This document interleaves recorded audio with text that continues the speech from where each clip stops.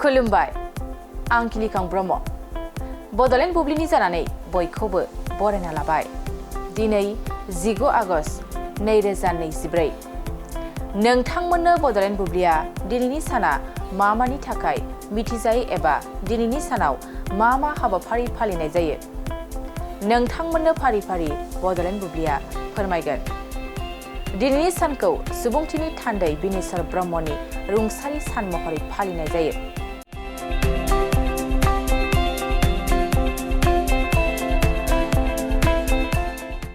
बोसोरफ्रोमबो बर' हारिया 19 आगस्टआव सोरगोआरि सुबुंथिनि थान्दै बिनेश्वर ब्रह्मनि रुंसारि सानाव बिथांनि फबनाय जायगा क'क्राझार सान्दामारियाव बिथांखौ मान होनो थाखाय फालिनाय जायो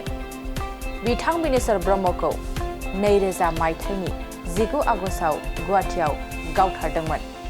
बे सानाव बर' हारिया सोलोंथाइ थुनलाइ आरो समाजारि खौसेथियाव बिथांनि बिहोमाफोरखौ गोसोखाङो जाय सुबुंथिनि थान्दै बिनेश्वर ब्रह्म मुङै मिथिजानाय बिथां सोरगोआरि सुबुंथिनि थान्दै बिनेश्वर ब्रह्मआ बर' राव थुनलाइखौ जौगाहोनो थाखाय गावनि जिउखौ बावसोमदोंमोन लोगोसे बिथांनि नाजानायावनो बर'खौ भारतारि संबिजितनि 8थि फारियाव सोफानाय जादोंमोन आरो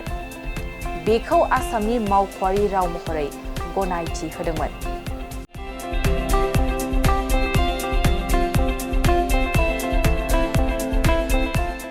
बेनि अनगायैबो दिनैनि सानखौ रक्षा बंधन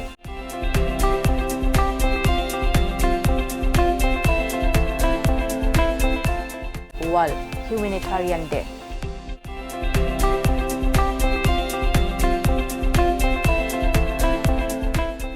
आरो आफगानिस्तान इन्डिपेन्डेन्स डे महरै फालिनाय जायो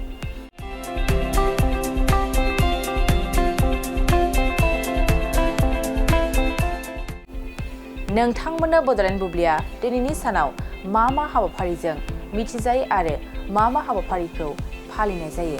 फोरमायबाय गोजोन्थों मोनसे फोसावथाय नोंथांमोननि ओनसोलाव सोरबाफोर ड्राग्स एबा फेग्रा मुवाजों नाख्रेबजानानै थानाय सुबुं दं नामा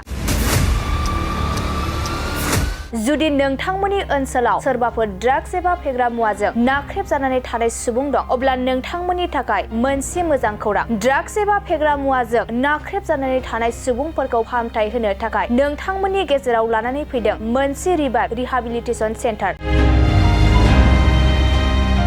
जुदि नोंथांनि नखराव आरो नोंथांनि ओनसोलाव सोरबाफोर ड्राग्स एबा फेग्रा मुवाजों नाख्रेबजानानै दं अब्ला नोंथाङा रिभाइभ रिहाबिलिटेसन सेन्टाराव फाहामथाय होफैनो हागोन मंगलदै सेनं बामुनपारा दरंआव थानाय रिभाइभ रिहाबिलिटेसन सेन्टाराव नोंथाङा ड्राग्स एबा फेग्रा मुवाजों गोदोसोनानै थानाय सुबुंफोरखौ फाहामथाय होफैनो हागोन